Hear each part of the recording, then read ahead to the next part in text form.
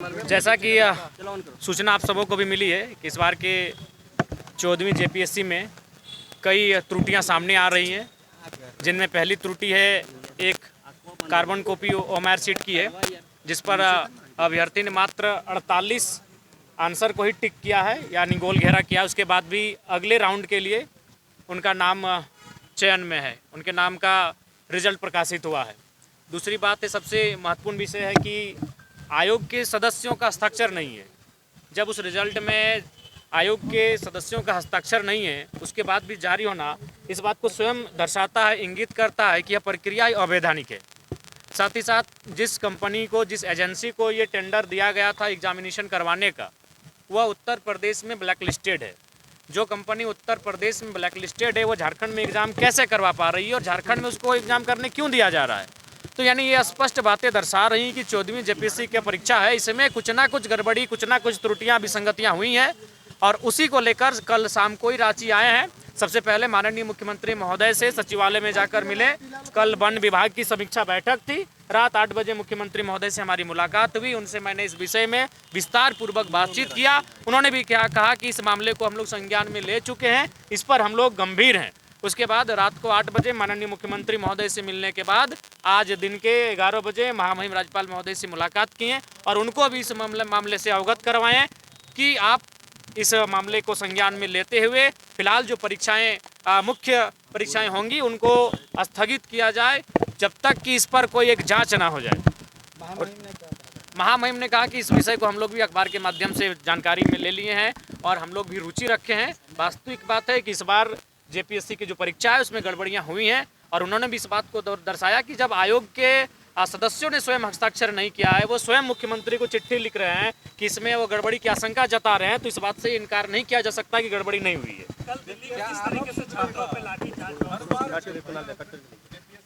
देखिए, बिल्कुल जेपीएससी की परीक्षा, जेएसएससी की परीक्षा इस राज्य में लगातार मजाक का पात्र बनती जा रही है।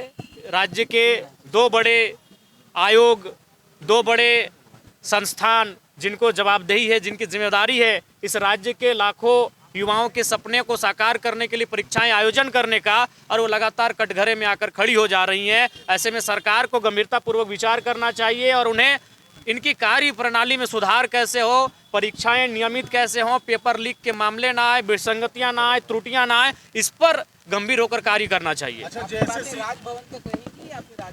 जी, हम लोग 2 दिन का अल्टीमेट देंगे, उसके बाद से हम लोग आंदोलन की तैयारी में लग जाएंगे। आज ही हम लोग बैठक करेंगे और आंदोलन की रूपरेखा को तैयार करेंगे। जी, अभी चिंता का विषय है। इस प्रकार के मामले, कई मामले आए हैं जो स्पष्ट बता रहे हैं कि इस बार के परीक्षा में निसंदेह कोई न कोई समस्याएं हुई हैं, गड़बड़ियां हुई हैं और उसको लेकर हम लोग मुख्यमंत्री राज्यपाल महोदय से भी मिले हैं और आगे हम लोग आंदोलन की तैयारी भी करेंगे। नहीं जी, हमारा तो अपना रणनीति रहेगा, लेकिन उसके बाद भी उसका नैतिक समर्थन रहेगा, क्योंकि जो छात्रों की आवाज़ उठाए, जो छात्रों की बात करे, चाहे वो कोई भी राजनीतिक दल हो, उसका हम लोग नैतिक समर्थन करते हैं। जी जी जी, बिल्कुल। उस लाठीचार्ज की सबसे पहले तो मैं निंदा करता हूँ, भर्त्सना करता हूँ कि लोकतांत्रिक भारत में जो युवा भारत के भविष्य हैं, जो बच्चे कल को जाकर इस देश को संभालेंगे, देश को संवारेंगे, उनके साथ लाठीचार्ज की घटना बहुत ही निंदा का विषय है। उनकी सिंपल सी मांग है कि आप आकर बातचीत करिए, आप संवाद करिए, और अगर उस संवाद के बाद तथ्यों के आलोक में, तर्कों के बाद अगर शिक्षा विभाग, अगर विभाग दोषी पाया जाता है, जो कि अनुमान है कि पाया ही जाएगा, तो विभागीय मंत्री को इस्तीफा देना चाहिए। उन्होंने माननीय प्रधानमंत्री को पद से हटाने के लिए तो नहीं कहा है कि प्रधानमंत्री की गद्दी आप छोड़ दें, लेकिन उनकी नैतिकता होनी चाहिए। एक लोकतांत्रिक भारत है और आप कहते हैं कि हम देश को श्रेष्ठ बनाएंगे, तो श्रेष्ठ भारत तभी बनेगा जब छात्रों की आवाज़ सुनी जाएगी, किसानों की आवाज़ सुनी जाएगी। उनके पास इतना समय है कि वो 7 समंदर पार चले गए मेलोडी की टॉफी लेकर, लेकिन उनके पास इतना समय नहीं है कि उनके संसद भवन से, उन प्रधानमंत्री आवास से 7 मिनट की दूरी पर एक जूस का बोतल लेकर चले जाते, एक जूस की गिलास लेकर चले जाते। तो आप ये दर्शा रहे हैं कि आप कितना गंभीर है राज्य को लेकर, कितना गंभीर है इस देश को लेकर। इसी को साथ साथ उनको नीट को लेकर भी प्रोटेस्ट करना चाहिए। भारतीय जनता पार्टी को मैं कहना चाहूँगा कि जेपीएससी के साथ साथ उन्हें नीट की परीक्षा को लेकर भी प्रोटेस्ट करना चाहिए। अपनी ही सरकार के खिलाफ बात करने से आप गुनहगार नहीं हो जाएंगे, लोकतांत्रिक, बल्कि लोकतंत्र का एक सुंदर संदेश जाएगा कि स्वयं झारखंड की इकाई ने प्रधानमंत्री के को कहा कि आप नीट में जो गड़बड़ी है उस पर जाकर संवाद करें। ये बड़ा बढ़िया सुंदर सुंदर संदेश जाएगा जी। इसमें देखिए बिल्कुल हम लोग शुरू में ही आए थे जब मामला सुने, देवेंद्र जी के नेतृत्व में रांची में कार्यक्रम भी हुआ, और इसीलिए ये चाहते हैं कि आंदोलन ना हो, ये चाहते हैं कि गड़बड़ियों पे पर्दा दिया जाए, उसको पर्दे में रखा जाए। इसीलिए मात्र 15 दिनों में मुख्य परीक्षा का आयोजन किया जा रहा है, जबकि कम से कम उन्हें तैयारी करने के लिए 45 दिन का समय मिलना चाहिए। इससे पहले जो परिपाटी रही है, परंपरा रही है कि प्रारंभिक परीक्षा के बाद जब मुख्य परीक्षा की तिथि का तय होता है तो कम से कम 45 दिनों का उनको समय दिया जाता है, लेकिन 45 दिनों का समय उनको दिया भी, अभ्यर्थियों को भी नहीं दिया गया है।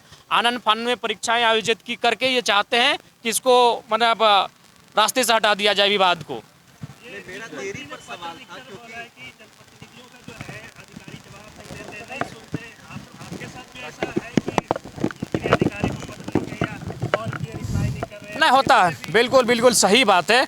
कई पदाधिकारी हैं जो राज्य जिले स्तरीय हैं, राज्य स्तरीय पदाधिकारी हैं जो आपको उचित ठीक से आपसे बातचीत नहीं कर पाते हैं, ठीक से आपकी बातों को संज्ञान में नहीं लेते हैं। तो है ब्यूरोक्रेसी की जो व्यवस्था है, नौकरशाह जो है माननीय मुख्यमंत्री जी के नेतृत्व में, कहीं ना कहीं उसमें पारदर्शिता का अभाव है, उनमें उदासीनता दिख रही है और अपने कर्तव्य को लेकर अडिग नहीं है।